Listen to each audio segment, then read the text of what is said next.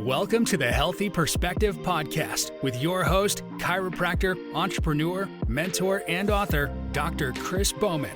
He'll break down and extract the secret sauce behind his own success and the success of some of the top leaders in every category and from around the world. Get ready for your weekly mental adjustment because shift is going to happen.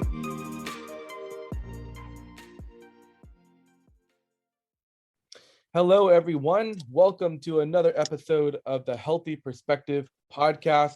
Today we have Mr. Ken Wimberly. He is a husband, father of three, and passionate family man. He is the founder and visionary behind the Legacy Journal app. He has written stories to and for his children since they were little babies. When his daughter graduated high school last year, he gifted her with 18 years worth of stories of her life. Ken is also the co-founder of Laundry Love, a chain of laundromats with a mission to educate, equip, and inspire those in the communities where they serve. He has financial interests in 5 different operating businesses and has over 15 different streams of passive income. He also has completed 11 different Tough Mudder adventure races and has twice finished the unbreakable 24-hour challenge. He has exercised every day since December 28, 2018. Ken, I'm super excited for this conversation. Thank you so much for joining me. So good to be here. Good. I'm honored to be here. So I love talking with entrepreneurs. I feel like there's just a different energy, different vibe, different level of conversation that we get to have when you are creative. You're a creative, abundant being. And I think that goes hand in hand with, the Legacy Journal app that you've created. Why don't you just tell us a little bit more about kind of where you started, why you started writing these stories for your kids, what was the long-term vision, and kind of what's going on with it now? Yeah, interesting. So the journey started 19 years ago, almost 19, 20. We were pregnant. My wife was pregnant with our first child. And a couple of things happened around that point that started this journaling process. One was my attorney at the time shared with me what he did to children once he knew we were pregnant. Said, Ken, I got to tell you, when he shared this with me, he shot a bunch of video. Again, 2002, pre-iPhone, put on your shoulder video. He shot video in their family. He would burn on a CD the 1 minute of video per month for each of his boys. And then he would put a soundtrack to it and give each of his boys, like, this is your life in 2002. On a DVD. And I thought that was the most beautiful, wonderful thing I've ever heard. I didn't own a video camera. I didn't know how to edit video. So that probably wasn't my thing, but at least got me thinking, wow, what could I do, for my child or children as they come? And then another thing that happened was around that same period of time, my stepmother gave me like this really amazing leather-bound scrapbook for my birthday. And as I opened it up, the very first picture in there was, me and as a baby in the hospital. I had a little hospital bracelet on my hand, and then kind of turning the pages, it took me through my life from early childhood to growing up, the trips we would take, the stories we would tell on family vacation, like the flat tire we had.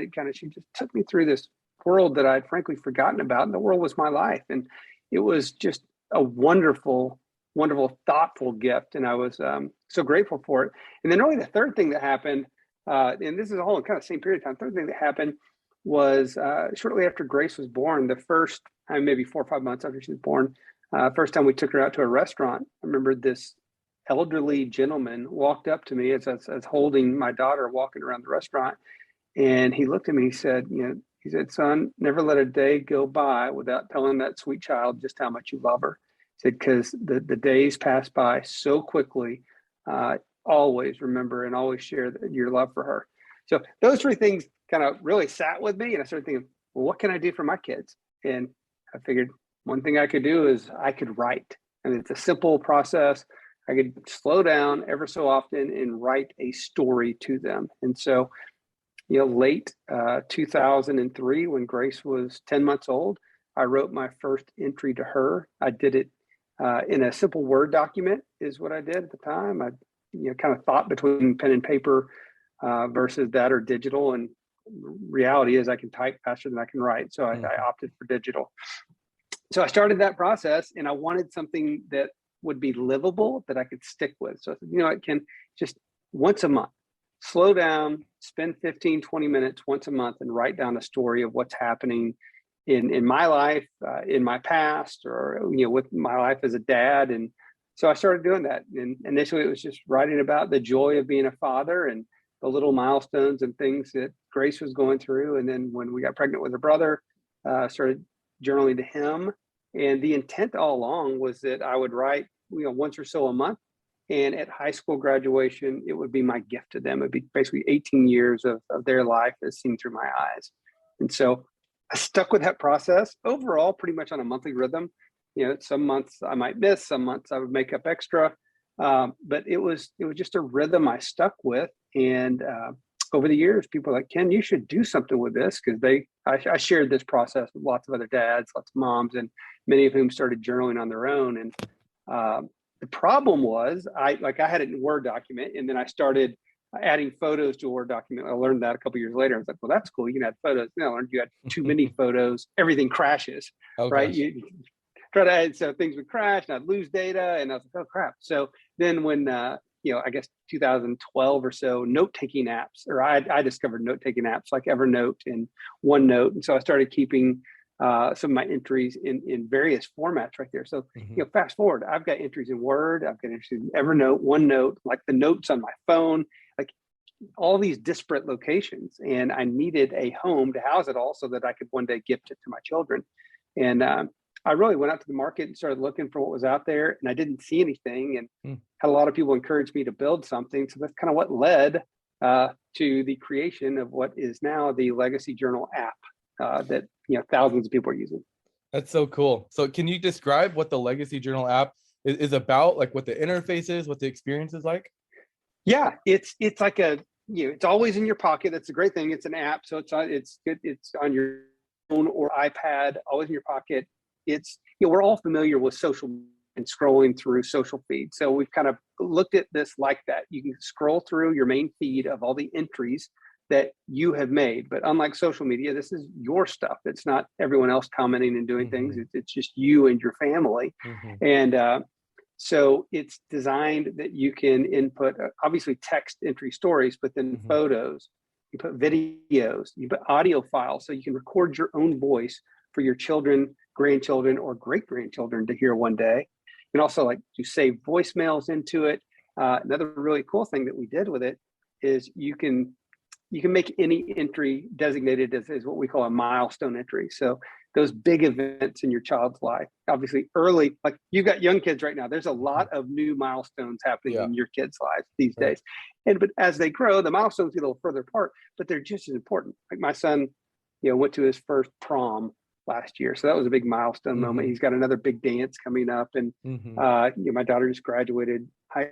Anyway, tag the little milestone moments, and you can then view your child's life like on a digital timeline based on their milestones that they've gone through in their life. And so it's really, really cool. I've got a 6-year-old right now, and his milestones start with his sonogram onto the day he was born. Then he rolled over, crawled, walked, first day in kindergarten, lost his first tooth, or first day in kindergarten, on and on and on, to his most recent milestone, which he just learned not long ago, to ride his bike without training wheels. And so it's so cool to look at that on a digital timeline. So we're part kind of, I guess, digital scrapbook, part journal, part just heart-to-heart conversation, all in a convenient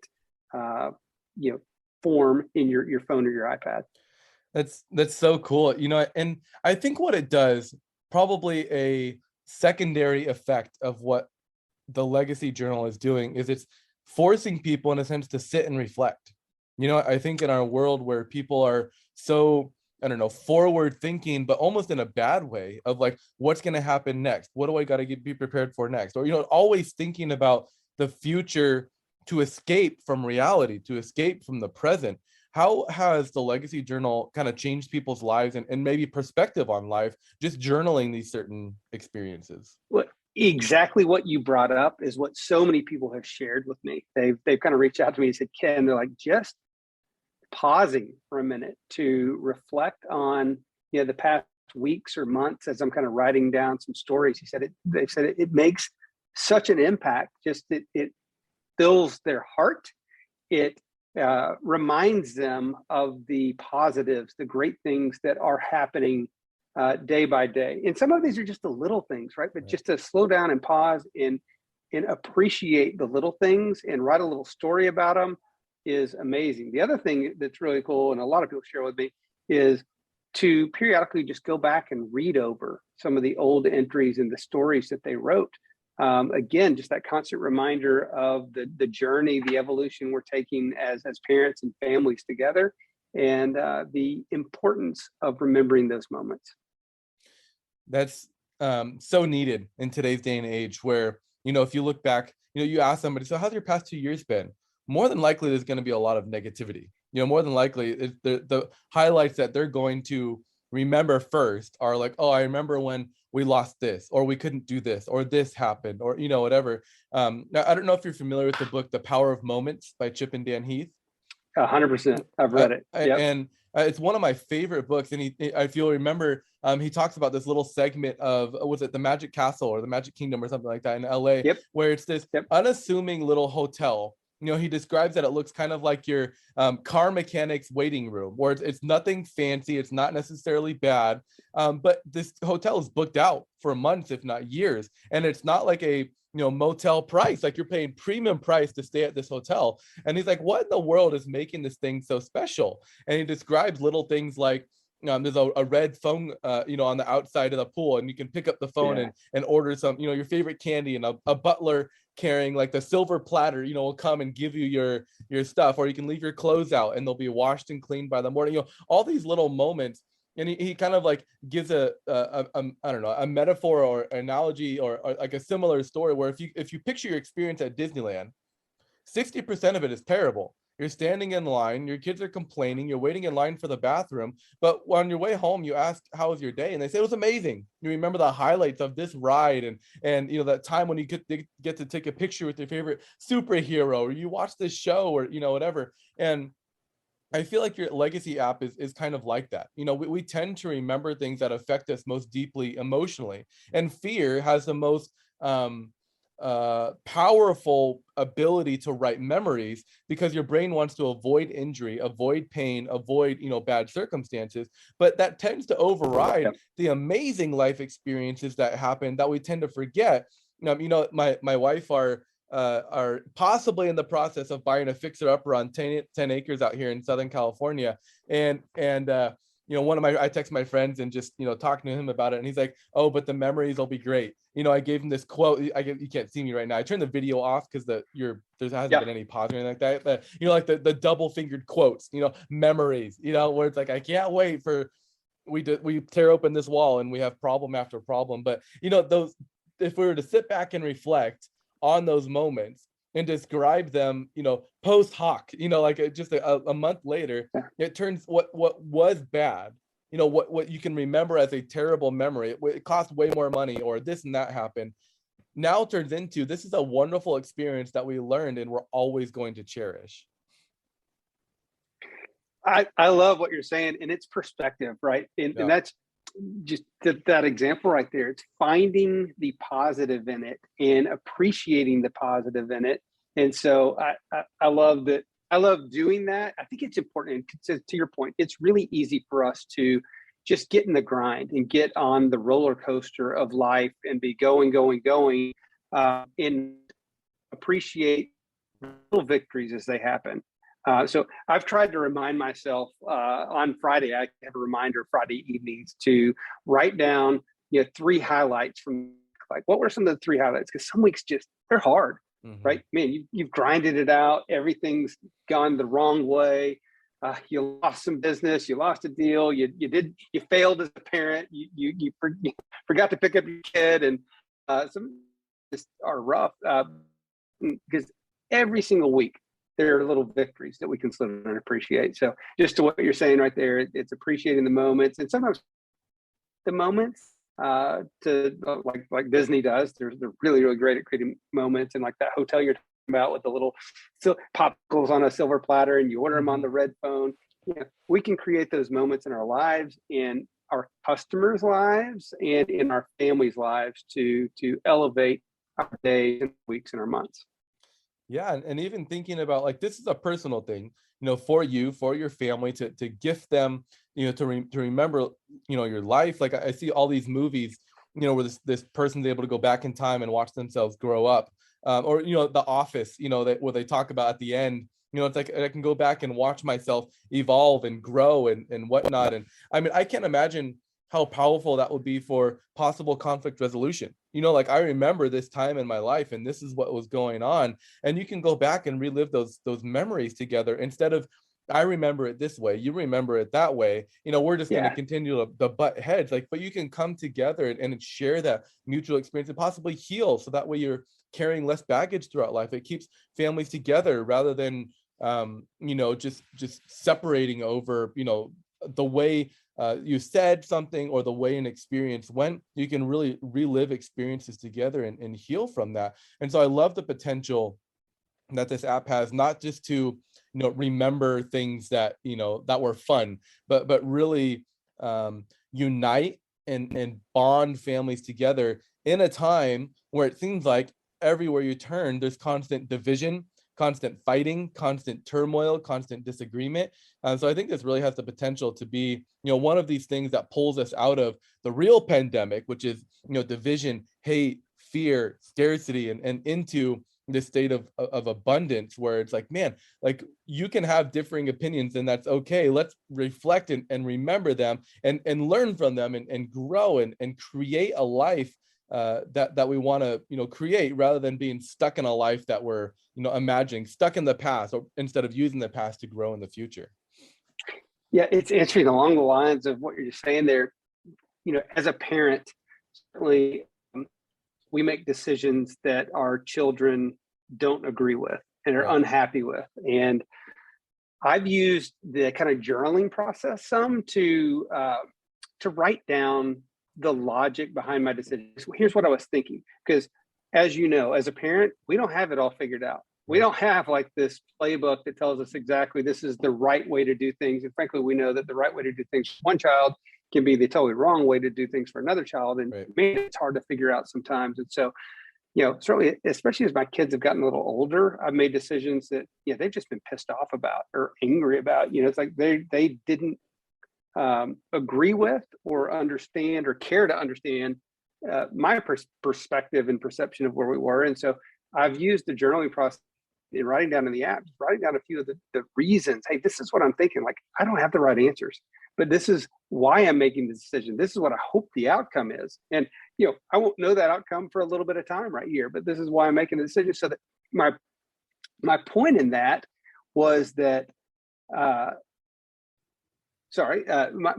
point in that was that one day they could read through those entries, maybe, when they become parents of their own, or when they're older, to appreciate the journey that I was going through as a father and kind of the journeys we went through together. So I think it's really, at least for me, I'm going to forget most of the details, weeks, months, years down the road of the way I felt at the time. So to slow down and write some of that down is both cathartic and therapeutic both.